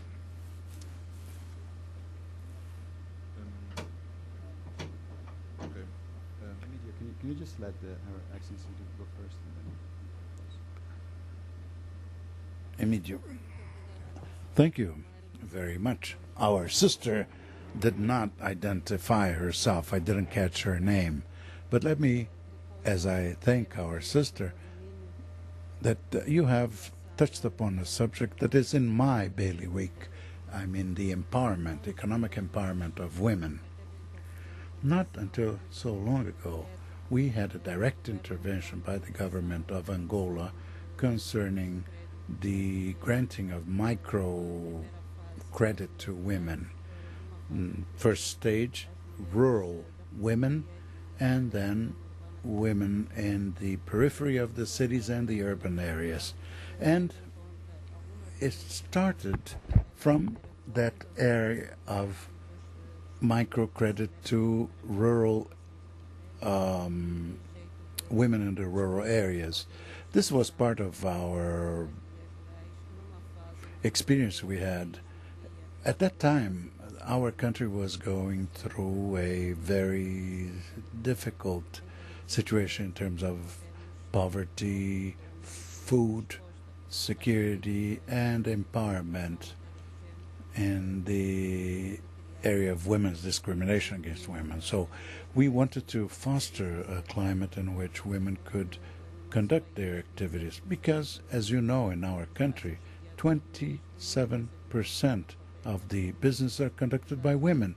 Many of them are illiterate. So it's important to give them the necessary empowerment. And we had a lady who was somewhat incompetent in the area of finances. And that's when we decided to work hand in hand with public-private partnership, not only to provide microcredit, but also do microfinancing. And that's where we launched our efforts hand in hand with banks, NGOs, and American companies and institutions, which culminated in the new bank that was founded yesterday. During dinner, we reviewed the impact of this microfinancing activity, which was developed by Chevron. I must say that right now we have about 5 banks that are working in microfinancing. Success is unquestionable. Perhaps one of the main aspects is that poor people are good risks. They are responsible and they work together and they do a great deal not to default on their loans. Now, for the Ministry of Agriculture and Rural Development, we are making headway. We're going from a welfare type of economy to a different stage for development. We are now creating a rural bank, savings and loan type of institution, because certain countries experience some serious problems in this area of savings and loans for rural areas. We want to copy the examples that were successful in certain countries, and then we'll be able to implement and do the same thing in our rural communities. Muito obrigado. Decisão impopular. Agora eu vou pedir aqui there is panicking on this corner. We need to cut it right here. I'm sorry. I'm sure there would have been many other questions for our panel. A round of applause, and I'll give it back to Paul.